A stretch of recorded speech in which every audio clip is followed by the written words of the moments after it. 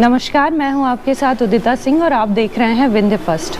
आज हमारे साथ विंध्य की सियासत के एक ऐसे दिग्गज हैं जो कई बार से विधायक रहे हैं। आज हम बात करेंगे केदारनाथ शुक्ला जी से। इतने बार से आप विधायक रहे हैं, तो इस बार क्या हुआ? पार्टी ने कैसे रीति जी पे इतना भरोसा कर लिया? मेरी दिक्कत यही है जी कि पार्टी में तिकड़म हावी हो रहा है और पार्टी में जो तिकड़म हावी हो रहा है, ऐसे लोग जिन्हें पार्टी का फंडामेंटल नहीं मालूम है, मूलभूत सिद्धांतों से जो भारतीय जनता पार्टी के परिचित नहीं है जी और मूलभूत सिद्धांतों के विरुद्ध जिनके आचरण हैं, ऐसे लोग भारतीय जनता पार्टी में टिकट ला रहे हैं। और इसलिए मैंने जनता के अदालत में जी दरख्वास्त लगाई कि ये अन्याय है और इस अन्याय के विरुद्ध मैंने न्याय यात्रा शुरू की कि जनता न्याय करे। और जनता से न्याय मांगने में घर घर गांव-गांव जा रहा हूँ, मेरे लोग जा रहे हैं। जिस गांव में जाता हूँ उस गांव के लोग इकट्ठे रहते हैं और मैं सभी से आग्रह करता हूँ कि वे अपने पड़ोसी के पास जाएं, अपने गांव में ही जाएं, अपने अगल बगल जाएं और न्याय की गुहार लगाएं। कभी कभी न्याय के लिए गुहार लगाना पड़ता है, कहीं कोई गंदगी रहती है, कहीं कोई गलती होती है, तो उसके लिए गुहार लगाते हैं लोग कि आप गुहार दौड़िए, सफाई हो, स्वच्छता हो, निष्कलंक हो। भारतीय जनता पार्टी का पूरा वातावरण सीधी जिले का विषाक्त कर दिया है और भारतीय जनता पार्टी उस विष से मुक्त हो, इसके लिए मेरा संघर्ष है। जी, तो रीति पाठक जी को तो मोदी जी का साथ मिल गया, अमित शाह जी का साथ मिल गया, आपको अकेला कर दिया। भाई, तिकड़म से नेतृत्व को अंधेरे में रख करके किसी ने इस तरह का निर्णय करवा लिया जो किसी जनता को, किसी को पच नहीं रहा है। मोदी जी जनता के नेता ना है जी, अमित शाह जी जनता के नेता हैं और प्रजातंत्र में जनता ही सबसे बड़ी होती, वह दल से भी बड़ी होती। और इसीलिए मैंने जनता की अदालत में फरियाद किया है कि वहाँ से गलत निर्णय हुआ है और उस निर्णय के विरुद्ध जनता उठ खड़ी हो और न्याय करे। यहाँ पे ही नहीं, कई सारी सीटों में जो सांसदों को विधायक बनाने के लिए उतारा है, तो सांसदों को विधायक क्यों बनना है? दूसरे सीटों की बात मैं नहीं करता जी, उनका दूसरी जगह के लिए ये फार्मूला सही हो सकता है, लेकिन सीधी में उनका ये फार्मूला फेल है।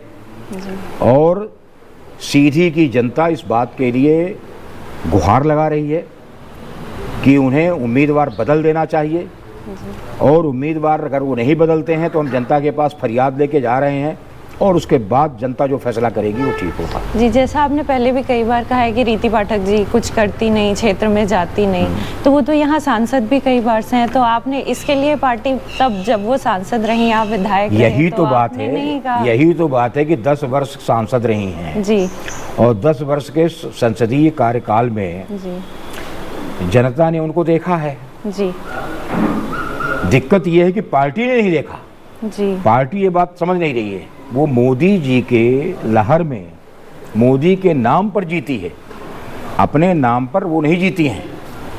और उनका, मैंने कहा किसी पंचायत में, किसी ग्राम में वे बता दें कि 100 रुपये उस गांव में उन्होंने विकास के लिए खर्च किए। 5 करोड़ रुपए सालाना संसदीय मद मिलता है जी। उन्होंने जिला विकास मद का पैसा भी ये सब प्रस्ताव किए। हमको वो बताएं कि किस पंचायत में उन्होंने 100 रुपये खर्च किए और जहां उन्होंने खर्च किया वो पैसा गया तो गया कहाँ। आम लोगों की शिकायत है कि 10% से लेकर 80% तक कमीशन में चला। पार्टी इस बात की जांच क्यों नहीं कराती? पार्टी, मेरी अपील है पार्टी से, वो उनके कृत्यों की जांच कराए और उस कृत्य की भी जांच कराए कि किसने उनके नाम का प्रस्ताव किया, किसने उनको टिकट दिलाने के लिए लॉबिंग की। जिस किसी ने भी उनको टिकट दिलाने के लॉबिंग की, जिस किसी ने भी उनको टिकट दिलवाया, वो उसने पार्टी के साथ तिकड़म किया है जी। और पार्टी नेतृत्व को अंधेरे में रखा है। और इस बात के लिए हम जनता की अदालत में जा रहे हैं, न्याय मांग रहे हैं। जी, तो जैसे पार्टी ने इस तरीके से टिकट दे दिया, सांसद को विधायकी का टिकट दे दिया, तो इससे पार्टी के कार्यकर्ताओं का मनोबल टूट निश्चित जाता है। पार्टी के सारे कार्यकर्ता हमारे साथ हैं। पार्टी के सारे कार्यकर्ताओं ने सीधी में एक बड़े हुजूम के साथ मेरी न्याय यात्रा को समर्थन दिया है जी। और सबसे बात करने के बाद मैंने न्याय यात्रा की घोषणा की है। आपने देखा है जिस दिन मैंने घोषणा की है उस दिन सीधी की सड़कों पर जनता मतलब भरी हुई थी, सीधी की सड़कें फुल थी। तो आप इतने टाइम से यहाँ पे विधायक हैं, तो क्षेत्र के विकास में पार्टी का समर्थन आपको मिलता रहा या पहले से आपके साथ ऐसे? व्यक्तिगत रूप से तो मेरे साथ हमेशा पक्षपातपूर्ण कार्यवाही हुई, सौतेला व्यवहार हुआ, लेकिन मैंने लगातार, जब तुम मुझे मंत्री नहीं बना रहे हो, हाँ। जब मुझे तुम कुछ और नहीं बना रहे हो, मेरा अगला सवाल यही था कि इतने बार आप विधायक और बार-बार कहने के बाद बार-बार आश्वासन दे रहे हो नहीं बना रहे हो, लेकिन तब मैंने कहा कि मुझे मंत्री नहीं बना रहे हो, मेरे क्षेत्र के विकास में साथ दो। जी। मैंने विकास के लिए लगातार मांग की, विकास के लिए मैं लड़ा, विकास के लिए मैंने विनती भी की। विकास उसी का कारण है कि आज सीधी विधानसभा क्षेत्र में गांव-गांव में विकास दिखाई दे रहा है। यहाँ तक कि मेडिकल कॉलेज तक हम मांग के लाए। जब शिवराज सिंह से मैंने मेडिकल कॉलेज मांगा तो मेरी ओर टुकुर टुकुर निहारते रह गए 3 साल पहले, लेकिन मैं लगातार मांग करता रहा। अंत में मुझे मेडिकल कॉलेज दिया उन्होंने, मैंने उसके लिए उनको धन्यवाद भी दिया। और आपको अब आश्चर्य होगा जान के कि मेडिकल कॉलेज की घोषणा के साथ शिलान्यास करने जिस दिन आए उस दिन जो सीधी में जन दर्शन में उनको जिस तरह से भीड़ ने उनका स्वागत किया, जनता पब्लिक मीटिंग में, मतलब पब्लिक मीटिंग में उसकी कैपेसिटी मैदान की 1 लाख की है, लेकिन वहाँ जनता नहीं आ रही थी। सड़कों पर और तमाम कम से कम 500 मीटर के दायरे में सभा स्थल से बाहर भी जनता भरी हुई थी। अगर पार्टी इस बात को भी नहीं देखती है तो मैं पार्टी देखे इस बात के लिए न्याय यात्रा निकाल रहा हूँ। आपने एकदम फैसला कर लिया कि अब तो पार्टी की तो आप बिल्कुल नहीं सुनने वाले हैं, तो अपने कार्यकर्ताओं की और अपने अंतर्मन की आवाज अगर अन्याय हो रहा है तो मैं न्याय की गुहार लगा रहा हूँ, तो क्या बुरा कर रहा हूँ भाई? नहीं, सोच लिया जब आपने ये फैसला ले लिया कि अब पार्टी छोड़नी ही है आपको? नहीं, मैंने ये निर्णय नहीं लिया। पार्टी सुधरे, पार्टी में सुधार आए, पार्टी में जो गलत आदमी घुस गए हैं उनको निकालो, बाहर करो। इस बात के लिए अगर पार्टी ऐसा कर देती है तो मैं पार्टी में हूँ। तो लेकिन आप कह रहे हैं कि विकास में भी वो आपका सपोर्ट नहीं करते हैं। विकास तो जिसको टिकट दिया है, मैं कह रहा हूँ ना कि 100 रुपए बताए, उस गांव का नाम बताए जहां उसने 100 रुपए खर्च किया हो। तो इन सारी चीज़ों को लेकर जब आपने पार्टी से बात की होगी, अपनी बात रखी होगी, तो उनकी तरफ से आपको अभी तक क्या जवाब मिला है? मैं जनता के बीच में बात रख रहा हूँ। हमारे प्रदेश अध्यक्ष का फोन आया था जी, तो हमने प्रदेश अध्यक्ष से कहा कि आप क्या कर सकते हैं, आप इस निर्णय के विरुद्ध क्या कर सकते हैं जी? क्या ये निर्णय बदलवा सकते हैं? तो चुप हो गए वो, क्योंकि निर्णय तो केंद्र का है जी। मध्य प्रदेश के सारे नेता हेल्पलेस हैं, असहाय हैं और वो कोई मदद करने की स्थिति में नहीं है। मतलब सब कुछ केंद्र ही डिसाइड करता है, ऐसा दिखता है जी। मतलब सारी चीज़ें मोदी जी और अमित शाह ही डिसाइड करते हैं। अब जो भी निर्णय लेने में लोग बैठते हों उन्होंने किया है, और सीधी की जनता की गुहार भी उनके तक पहुंची है। सीधी की जनता ने सार्वजनिक रूप से और व्यक्तिगत रूप से पत्र लिख करके अपनी बातें कही हैं। अगर काफ़ी समय है, अगर पार्टी इस सीट को जीतना चाहती जी, और अगर पार्टी ऐसा नहीं करती तो उसके अगर नहीं करती तो पार्टी सीट लूज करेगी, अगर नहीं करती तो पार्टी सीट लूज करेगी और रिकॉर्ड वोटों से लूज करेगी। मध्य प्रदेश में सबसे अधिक वोटों से हारने वाली होगी यहाँ की उम्मीदवार, मध्य प्रदेश में सबसे अधिक वोटों से हारने वाली जी। तो उसके बाद फिर आप क्या करेंगे? निर्दलीय लड़ेंगे? अब जनता से न्याय मांगने जा रहा हूँ, जनता का फैसला आ जाए उसके मुताबिक काम करूँगा। तो किसी और दूसरी पार्टी ने, कांग्रेस ने, आम आदमी पार्टी ने आपसे आम आदमी ने ऑफर किया, समाजवादी पार्टी ने ऑफर किया, बहुजन समाज पार्टी ने ऑफर किया, इनके तो प्रदेश के अध्यक्षों ने बात की। कांग्रेस की ओर से अप्रत्यक्ष इशारे आते हैं कि आप हाँ भर कर दो, आपसे बात करेंगे नेता और ये सब करेंगे। वो चाहते थे कि इसी तरह से तीसरे के मार्फत बात करना।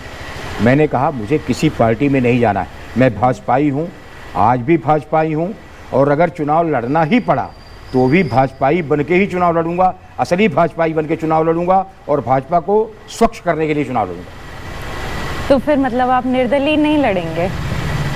मैंने ऐसा नहीं कहा, मैंने ये नहीं कहा, मैंने ये कहा कि जनता का फैसला आने दीजिए। जनता की अदालत में मैंने दरख्वास्त लगाई है अन्याय के खिलाफ। जनता अन्याय मांग रही है। अगर जनता कहेगी कुएं में कूद जाओ, मैं कुएं में कूद जाऊंगा। जनता कहेगी चुनाव लड़ो, मैं लड़ूंगा। जी, जैसा विंध्य क्षेत्र में कई बार से मतलब मध्य प्रदेश में जब सरकार बनती है तो विंध्य से बीजेपी को अच्छा खासा सपोर्ट मिलता है, यहाँ से काफ़ी विधायक चुने जाते हैं। तो इस बार आपको क्या लगता है कि विंध्य क्षेत्र में इस बार भी बीजेपी को समर्थन मिलेगा? अभी तो मैं अपने दाढ़ी की आग बुझाने में व्यस्त हूँ, मैंने अगल बगल कहीं देखा नहीं, लेकिन मेरे शुभचिंतक जी विंध्य के तमाम जिलों में फैले हुए हैं जी, और सीधी सिंगरौली की तो 7 सीटों में फैले हुए हैं। निश्चित रूप से इसकी प्रतिक्रिया होगी, बीजेपी आएगी, प्रतिक्रिया होगी। अच्छा, मेरे खिलाफ जो निर्णय हुआ है हाँ। उसकी प्रतिक्रिया होगी। 5 साल में अगर हम उसकी बात करें, विधानसभा में जो भी आपने सवाल उठाए सीधी को लेकर, तो हम जब डेटा देख रहे थे तो उसमें पता चला कि आपने विधानसभा में करीब 51 सवाल पूछे हैं। ऐसा था जी कि विधानसभा इस बार जी, विधानसभा कभी ठीक से चली ही नहीं, अच्छा और जितने भी पार्लियामेंट्रियन विधायक थे, जी संसदीय ज्ञान वाले विधायक थे, जी, सब लगभग निरुपाय जैसे थे। जी क्योंकि कभी 2 दिन चल रही है, कभी 3 दिन चल रही है, कभी कुछ। जो माहौल बनता है विधानसभा का वो बना ही नहीं, पूरे जी। 5 साल नहीं बना। जी और लेकिन बजट में हमारी चीज़ें आएँ, हमारे ज़िले का विकास हो, इन सब चीज़ों के लिए पूरा प्रयास किया गया। तो मध्य प्रदेश के जो बाकी हिस्से हैं उसमें सबसे ज़्यादा बेरोजगारी विंध्य क्षेत्र में है। आपको मैं निश्चित। बता दूं कि विंध्य क्षेत्र का बेरोजगारी दर 9.3 है, हाँ। जबकि ये पूरे प्रदेश में 7.1 है। तो यहाँ इतने टाइम से बीजेपी की सरकार है, हर बार लोग चुनते हैं, समर्थन देते हैं, उसके बावजूद विंध्य के साथ ही ऐसा क्यों होता है? इसीलिए तो मैंने इतना सौतेला व्यवहार विंध्य के इसीलिए साथ ही मैंने क्यों है? कल कारखानों की बात की, जी तमाम जो कैपिटलिस्ट आए बाहर से, उन सबको ले जा करके वो जगह दिखाए जहाँ उद्योग लगाए जा सकते हैं। गोपत जैसी नदी हमारे यहाँ से बहती है, गोपत के किनारे का सर्वेक्षण करवाया, जी और तमाम सारी बातें। यहाँ हमारे यहाँ ग्रेफाइट निकला है, जी, नरोत्तम मिश्रा जी भी आए थे। मैंने ग्रेफाइट का ये उद्योग सीधी में ही लगाने की बात की। बस सिंगरौली कट जाने के बाद, हमारे यहाँ सिंगरौली अलग ज़िला बन जाने के बाद, हमारे यहाँ के नौजवानों के सामने ये समस्या है। जी मैंने बहुत बार मांग की। इसके बाद मुझे ऐसा लगा कि यहाँ इंफ्रास्ट्रक्चर जिसका अभाव है, अधोसंरचना का अभाव है, इसके लिए इसके कारण लोग नहीं आ रहे हैं। तो यहाँ अधोसंरचना का काम हो, इसके लिए लगातार बातें की। अधोसंरचना के क्षेत्र में हमने सड़क, बिजली, पानी, स्कूल, अस्पताल, इन सब के क्षेत्रों में काम किया। और इसमें एक बात आपको जानकारी नहीं होगी, सीधी के विकास के लिए, जिले के विकास के लिए मैंने एक विधानसभा में संकल्प रखा था जी, कि शहडोल टू इलाहाबाद एक रेलवे लाइन बनाई जाए। विधानसभा ने इस संकल्प को पारित किया। इस संकल्प को भी पारित किया। ये भदौरा यहाँ से 40 किलोमीटर है। भदौरा से सीधी को अगर जोड़ दिया जाए रेल लाइन से, तो सीधी रेल लाइन से जुड़ जाएगा। भदौरा सीधी से रेल लाइन से जुड़े। सीधी में रेल मंत्री आए थे रेलवे स्टेशन का उद्घाटन करने। उनके सामने बात रखी गई, उन्होंने मंच से घोषणा की, लेकिन ये योजना चल न पाए, इसके लिए इस सांसद ने विरोध किया। अच्छा, इस सांसद ने विरोध किया। अब चूंकि मैं भोपाल वासी था, विधायक था, बार बार वहाँ जाना संभव नहीं था। जी मैंने कहा अब इसके सांसद रहते तो इस बात को छोड़ दो। मतलब वो चाहती थी किसी का रेलवे स्टेशन के उद्घाटन में, मैं क्षेत्रीय विधायक हूँ, मेरे भाषण देने पे उसने रोक लगवा दिया। तमाम रेलवे विभाग ने जो बनाया और अंत में जोड़ा कहाँ, आभार प्रदर्शन में। आभार प्रदर्शन कोई सुनता है? जी फिर मैंने मुख्यमंत्री से शिकायत की इस बात की। जी। फिर बाद में उसमें कार्यक्रम में संशोधन किया गया, स्वागत भाषण दिया मैंने, और उस स्वागत भाषण में सारी बातें मैंने कही। वो जो काम उसने किया ही नहीं है, जो काम उसके समय का है ही नहीं, उसमें भी क्रेडिट लेना चाहती है। तो इतना टाइम यहाँ रेलवे लाइन आने में लग क्यों गया? जब ममता बनर्जी जी से बात अब हुई, बजट मिल गया। किसी गांव में जाइए, हर गांव में कैसे सांसद जी की जमीन हो गई। सांसद जी का जो पतौलखी का पुराना घर है, जाके उसका फोटोग्राफ ले लीजिए आप। अभी तो कुछ पक्का भी बनवा दिया है, लेकिन पुराना घर देख लीजिए। सांसद जी का जो सिंगरौली में घर बन रहा है, उसको जाके देख लीजिए। कम से कम 25 करोड़ रुपए का मकान बन रहा है, 25 करोड़ का। ये कहाँ से इनके पास रुपए का पेड़ आ गया? सांसद बहुत हैं जी। रेलवे लाइन जिस गांव से जा रही है, उस गांव में या तो उनके रिश्तेदार की ज़मीन है या उनकी ज़मीन है। और फिर जहाँ से रेल निकल गई, वो एक बार मुआवजा पेमेंट हो गया, उसका ट्रैक चेंज करवा दिया गया।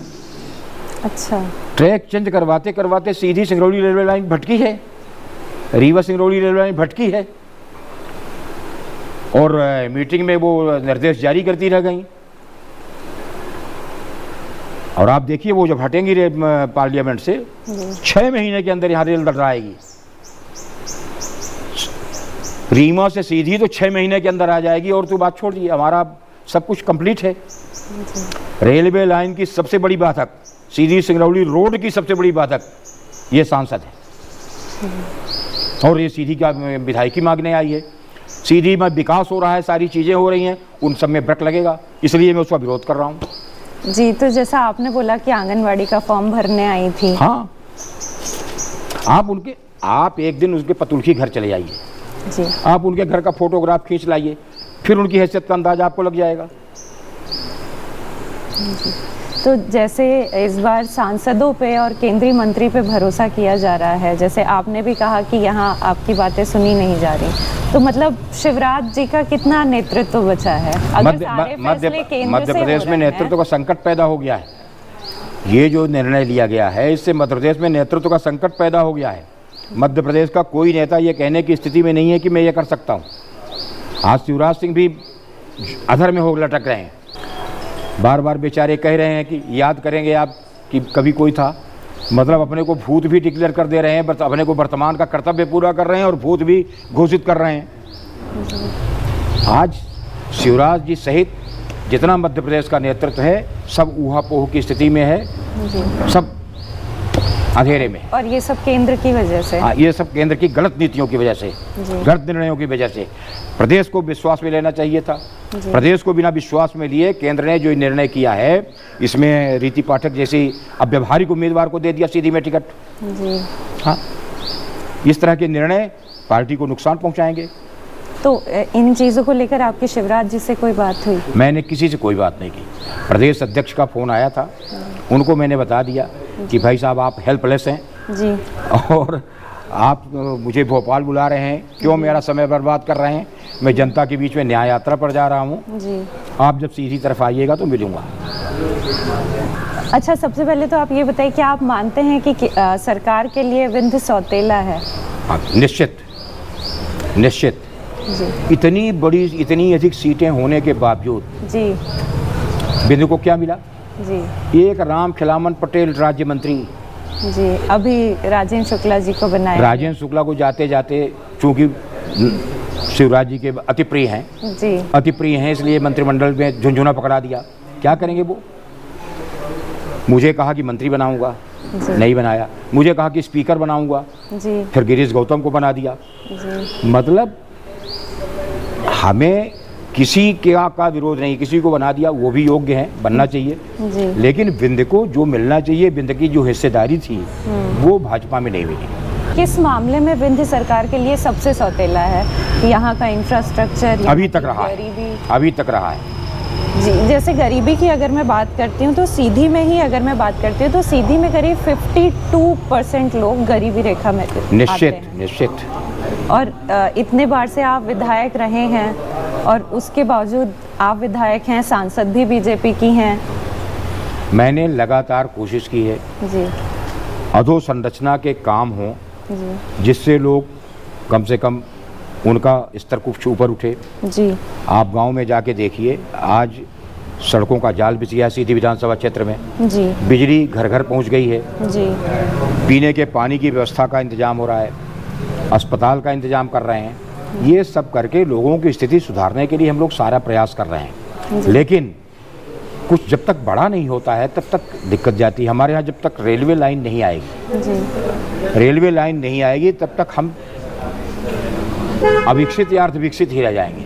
जी रेलवे लाइन यहाँ की के लिए बहुत ज़रूरी है जी और हमारी सांसद की माया से रेलवे लाइन नहीं आई। अगर जांच हो जाए, सीबीआई जांच हो जाए कि सीधी की रेलवे लाइन क्यों नहीं आई, तो सबसे बड़े मुजरिम के रूप में हमारी सांसद आएंगी। जी मैं ये जानना चाहती हूँ कि आपको टिकट नहीं देने की वजह क्या है? पार्टी ने इस पर आपसे क्या कहा? मुझसे कुछ नहीं कहा, मुझसे कोई बात नहीं किया, न मुझको विश्वास में लिया, न मुझको किसी तरह से बताया और एक टिकट काट दिया। यही तो दुख है। आपको इस बारे में कुछ पता ही कुछ भी नहीं पता है, मुझे ही नहीं, शिवराज सिंह को पता नहीं। शिवराज सिंह जी से मैं 25 तारीख को ये डिक्लेयर किया लिस्ट, जी निर्णय ले लिया था इन्होंने 13 तारीख को। अच्छा 13 तारीख के निर्णय से मुख्यमंत्री अनभिज्ञ थे। जी मैं 24 तारीख को मिला, मुख्यमंत्री जी ने मुझसे सीधी के बारे में बात की और बोले आप ठीक ठाक है। अच्छा क्योंकि उसके पहले 1 to 1 में वो मुझे बता चुके थे कि आपका सर्वे ठीक है, अच्छा आप जीत रहे हैं, जी आपको टिकट देंगे, आप लड़िए, तैयारी करिए। जी 24 तारीख को भी उन्होंने यही बात दोहराई। जी तो जैसे बीजेपी कई बड़ी सीटों में सांसदों को, केंद्रीय मंत्री को उतार रही, तो इसके पीछे का क्या है? क्या भाई, मतलब उन्हें डर है ठीक कि है, ये सीटें हम हार जाएंगे? ठीक है, वहाँ कांग्रेस जीतती रही है तो बड़े लोगों को उतार दिया, वो लोग लड़ेंगे। लेकिन नहीं, लेकिन यहाँ तो आप ही हैं। हाँ, लेकिन सीधी में मैं जिस सीट को लगातार जीता, सीधी सीट ऐसी थी कि मेरे सीधी में लड़ने के पहले सीधी में जमानत जब्त होती थी। जो उम्मीदवार वोट पाते थे नीचे से नंबर 1, 2, 3 पे रहते थे। जी नीचे से जितने मान लीजिए 10 उम्मीदवार हैं तो 10 में से नीचे से पहला, दूसरा, तीसरा होगा भाजपा का उम्मीदवार। जी ऐसी तरह से गोपत बनास में था। जब मैं वहाँ गया, मैंने उस सीट को बनाया, तब 90 भी मेरा टिकट काट दिया था इसी तरह से। तब मैंने निर्दलीय लड़ करके अपनी उपस्थिति दर्ज कराई थी, भाजपा की जमानत जब्त हो गई थी। उसके बाद से भारतीय जनता पार्टी सुधर गई थी। जब अनाउंस हो गई उसके बाद हाँ। भी आपसे इस बारे में कोई बात नहीं? कोई बात नहीं की, इसलिए मैंने भी बात नहीं की। अच्छा, तो आप पार्टी से काफ़ी नाराज़ चल रहे हैं? पार्टी से नाराज़गी का प्रश्न ये है जी कि मैंने अपनी ज़िंदगी का सारा हिस्सा, जी क्रीम कॉलेज लाइफ के बाद, जी भारतीय जनता पार्टी को दिया है। जी और भारतीय जनता पार्टी अगर ये बात नहीं उचित नहीं समझती जी कि वो एक बार बात कर ले, जी वरिष्ठता का सम्मान जहाँ नहीं है, कार्य का सम्मान जहाँ नहीं है, जी तो ऐसे लोगों के पास बात करने का क्या अर्थ है? इसीलिए मैं जनता के पास गया हूँ, जनता न्याय करे।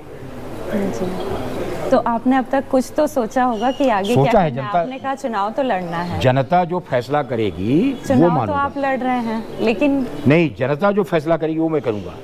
जी तो जनता तो आपकी चाहती ही होगी कि आप तो चुनाव जनता लड़ें। चाहती होगी तो मैं निश्चित रूप से लड़ूंगा। जनता की इच्छा पर है। मैं जनता का उम्मीदवार बन के इस बार मैदान में आऊँगा, अगर आऊँगा तो। जी जनता चुनाव लड़ेगी, क्योंकि मेरे पास न पैसा है न रुपया। जी मेरे पास जो भी आप देख रही हैं सब बाप दादा का कमाया हुआ है, जी मेरा कमाया हुआ कुछ भी नहीं है। और इसलिए मैं लोगों से जिस सभा में जाऊंगा मांगूंगा, जो मिलेगा अगली सभा में खर्च करूंगा। इसी तरह से मेरा क्रम चलेगा। क्या बीजेपी को डर है कि वो सीटें हार जाएगी इसलिए उम्मीदवार बदल दिए? अगर हारने का डर होता तो सीधी में इसको काहे देते टिकट?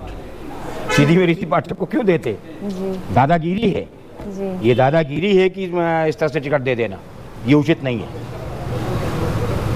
तो आपको क्या लगता है कि ऋतिक पाठक को लोगों का समर्थन मिलेगा? मुझे तो कहीं नहीं दिखता। और मध्य प्रदेश में सर्वाधिक वोटों से हारने वाली होगी, आप लिख लीजिए, अगर टिकट नहीं बदला तो सबसे अधिक वोटों से ऐसी ही हारेगी। तो उन्होंने तो चुनाव की तैयारियां शुरू कर दी होंगी। कर दी है, ठीक है, करना चाहिए। विधायक निधि होती है आपकी जो आप खर्च करते हैं आपको, तो उसका सारा रिकॉर्ड पीआरएस की रिपोर्ट में होता है। तो जब हम वो रिपोर्ट निकाल के उसमें आपका डेटा देख रहे थे तो उसमें हमें कुछ भी नहीं मिला। अब डेटा फिट करना तो और लोगों का काम है, लेकिन हमारे यहाँ विधायक निधि जी। बिल्कुल दर्पण की तरह साफ है। अच्छा। मैं एक भी पैसा व्यर्थ नहीं देता हूँ। जी। मैं कार्यकर्ता को देता हूँ। जी।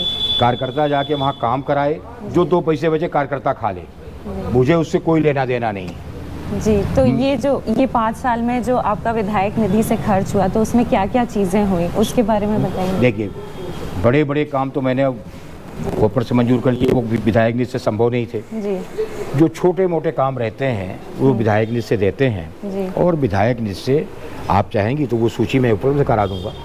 जी। आप कुछ चीज़ें तो आपको याद ही होंगी ना उसकी। नहीं, याद करके कुछ बताने का नहीं है, मैं पूरी सूची उपलब्ध करा दूंगा। जी। और आप उसको लिख सकती हैं, क्योंकि शीशे की तरह साफ है, जी। पारदर्शी है सब कुछ। जी। और इसलिए मुझे उस मामले में कोई मुगालता नहीं। जी। तो लेकिन अगर कभी मौका मिले आपको तो रीति पाठक से भी पूछ लीजिएगा कहाँ खर्च किया और मौके पे दिख रहा है कि नहीं। जी। मेरा काम मौके पे आपको दिखेगा, जी। उनका नहीं दिखता, जी। क्योंकि कमीशन की बल चढ़ जाता है।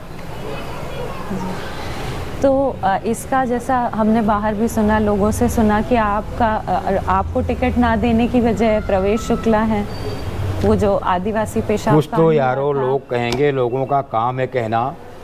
मैं सामने वाले को अविवेकी नहीं मानता कि सन 20 की घटना और किसी थर्ड पर्सन ने की, जी। 2 दारूखोरों के बीच की बात थी। जी। उसमें जो दारूखोर होते हैं जब पी लेते हैं तो ना ब्राह्मण होते हैं ना आदिवासी। जी। इस घटना के लिए मुझको दोषी ठहरा देना, कहाँ का न्यायाधीश आया भाई? उस न्यायाधीश को देखें, यही तो मैं जानना चाहता हूँ न्याय यात्रा में। तो ऐसा कह रहे थे कि प्रवेश शुक्ला आपके कार्यकर्ता थे। कार्यकर्ता तो हमारे असंख्य हैं। सीधी विधानसभा क्षेत्र में हर गांव में मेरे 25-50 कार्यकर्ता हैं। जी। और उनके इस मामले में किसी मामले में मेरी कोई भागीदारी हो तब तो है। कोई मर्डर कर देगा तो मेरे ऊपर चार्ज लगा देंगे, कोई हीनियस ऑफेंस कर देगा तो मेरे ऊपर चार्ज लगा देंगे। ये कहाँ का न्याय है? जी। तो ये जब हुआ उसके बाद आपके प्रवेश शुक्ला से कोई बातचीत हुई? आप नहीं, प्रवेश शुक्ला तो गिरफ्तार हो चुके थे, मेरी कोई बात नहीं हुई। अभी वो जमानत पे आ गए, बाहर है शायद। जमानत पे आ गए कि नहीं आ गए नहीं मालूम, अभी तो रासुका में है ना। और आपको अपनी तरफ से कुछ कहना है तो आप कह सकते हैं। बस न्याय होना चाहिए और न्याय के लिए मेरा संघर्ष जारी रहेगा। जी।